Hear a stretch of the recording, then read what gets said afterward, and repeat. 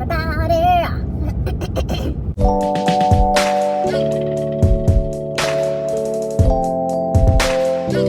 Hello, how are you? I wanted to do a car vlog today, so this is just a casual little conversation. I have a topic in mind, and you're just gonna drive along with me whilst I talk to you like you're my buddy in the car, and we're gonna have a chat. And these are called car vlogs. Sometimes I call them wiggy tips and tales. Today we're gonna be talking about YouTube. So, you in the car stuff? So crazy. Anyway, my name is Tia. I'm a wig coach and a wig educator here on YouTube if you are new. I also own a business called Tia Maria Wigs, where I retail name brand wigs and related products and tools and accessories and all kinds of fun stuff. So check the description box down below for more information. But today I have some people who are house reviewers and guest reviewers for me for Tia Maria Wigs. So I send them PR and they review the wigs, and then I can bring their content, their point of view, their style to Tia Maria Wigs to support my customers. And in doing that, some of the people that I brought on are a little newer to YouTube and had some basic questions or things they may not be aware of. So I thought, let me just make a video that they can use, but also that you can use too, because I know a lot of people out there are doing YouTube, newer to YouTube, and these are things sometimes you just have to figure out through trial and error. And so I would like to do this video for you to sort of shorten your learning curve, because that's what we want to do. Hi! There's a gorgeous deer. So these are in no particular order. They're just some answers to some questions that have been people have been asking me, and so I'm just going to answer them. Also, just things that I have noticed that I think would be very helpful. When you're first starting and you're not monetized, sometimes you don't think about certain things. And one of those things is copyrighted music. Please avoid using copyrighted music, because it doesn't matter when you're not monetized, you're not caring because you're not getting the little stripe next to your video. But when you become monetized, your entire back catalog becomes monetized. And some of my most viewed videos are still some of my older videos. So you could be losing out on money that you have basically put the time in ahead of time by making the content without receiving any sort of compensation, and then you're going to give that compensation over to somebody who is claiming the music that you are using. I would really research the whole copyrighted music techniques you could do. I have a particular technique that I use. You can sometimes, get, subscriptions and services. Keep in mind that that's all well and good and it's awesome. But if you decide like, okay, I have a subscription for this music, I'm going to do this for a year or two, and I want to go with someone else. Once you stop paying for that subscription, then you basically are back to it being copyrighted. So really do your research on that. There's plenty more people on YouTube that can explain that to you a little better. And so that is something that I would say really look into the copyrighted music. The other thing for new YouTubers, I would be sure to kind of look at the length of your video. I know sometimes if you don't want to edit, some people don't want to edit, they don't like editing, they don't know how to edit. So what I would say is, if you are uploading a raw video, I would really consider thinking about that.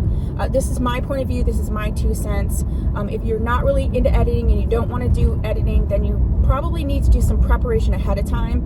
I usually have some bullet points in front of me and I just go and film, because I edit, and so I know if I say something or if I get distracted or my kid comes in, that I can just edit that out.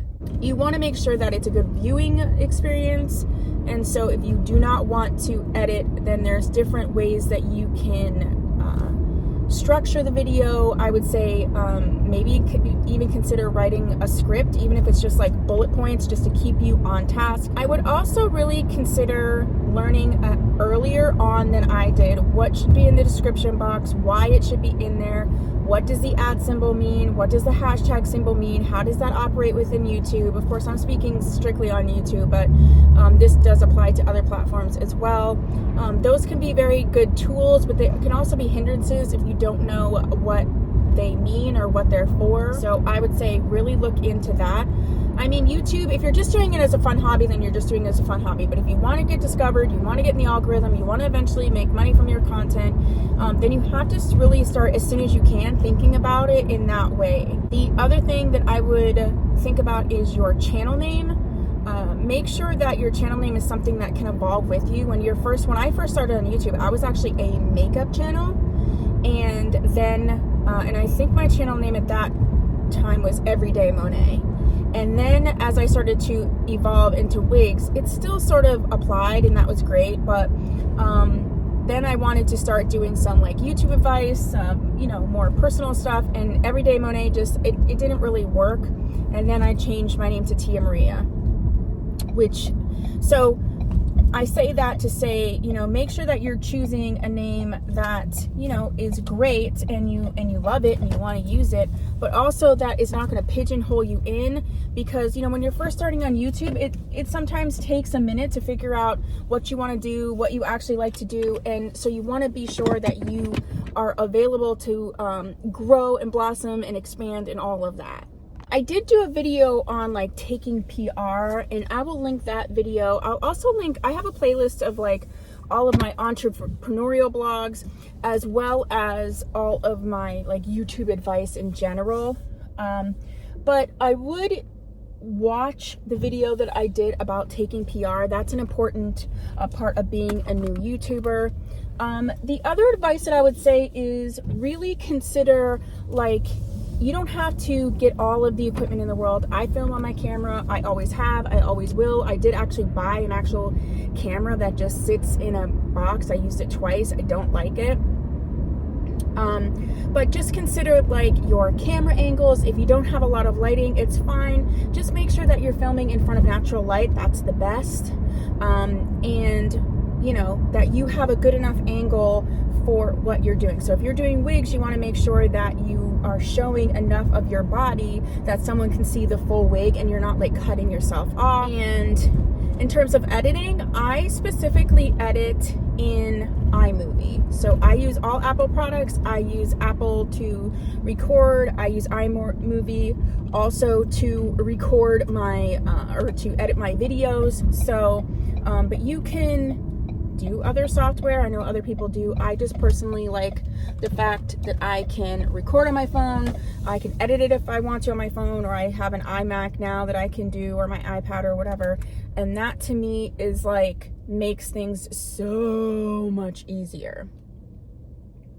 The other advice that I would give is, if you really do want to grow on YouTube, to like study YouTube, understand the analytics.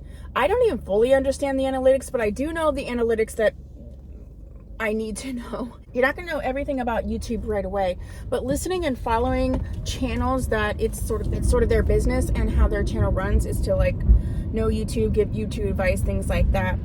That's really going to make a huge difference for you. There's, I think, 4 channels that I just do not miss following.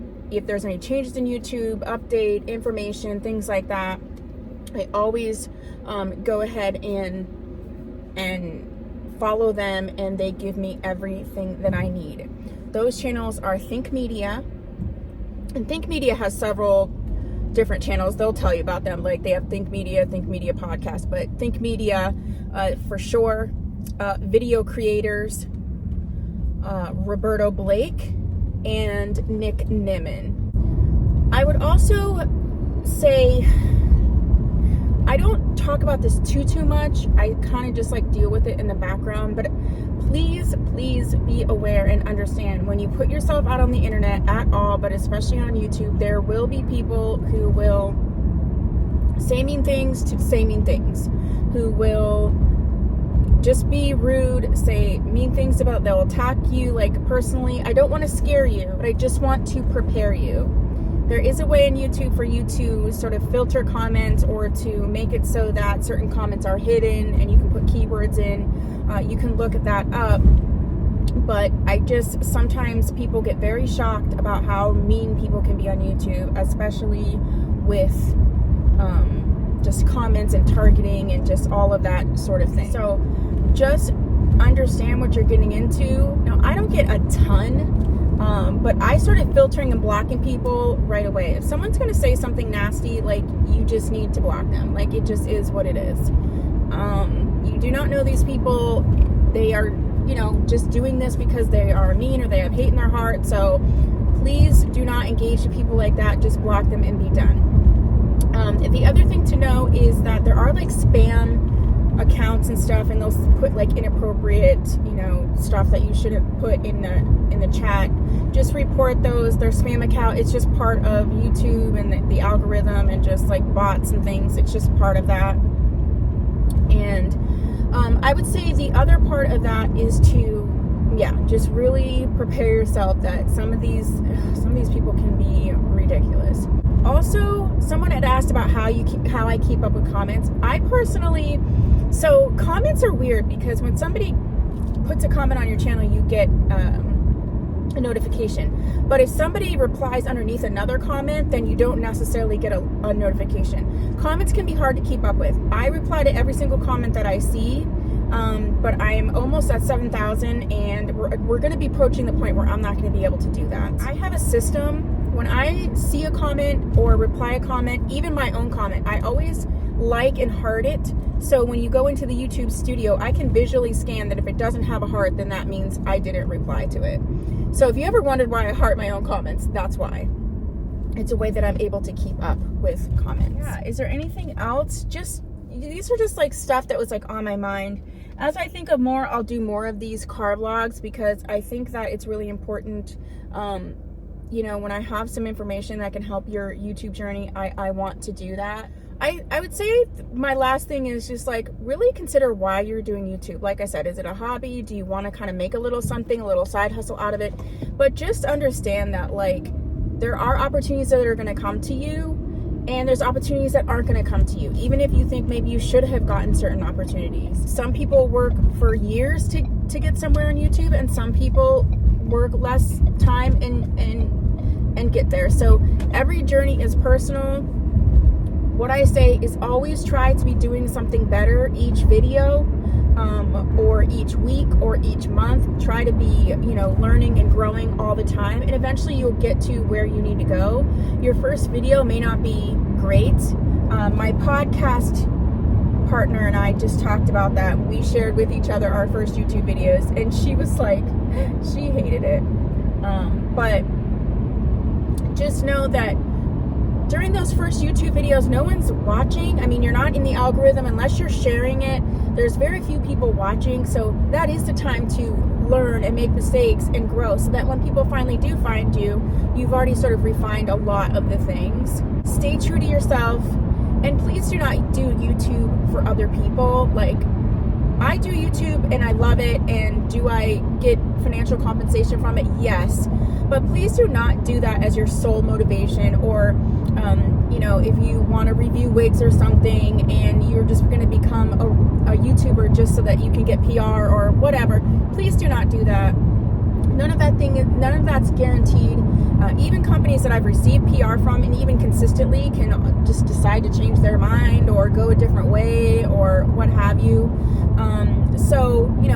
Always be open to opportunities, always be seeking out opportunities, but just know that not everybody gets everything. Not everything is the same. Some person's journey is going to be different than yours, so try not to compare and just learn. And say, what is something that they're doing that I'm not doing that I could incorporate? Take that and run with it. It doesn't mean you're less than. It just means you're different. So I hope that's helpful, and I will see you in my next video, my car vlog. Give this video a thumbs up if you liked it, and if you want to become a member and become one of my little doll babies, please go ahead and hit subscribe. It's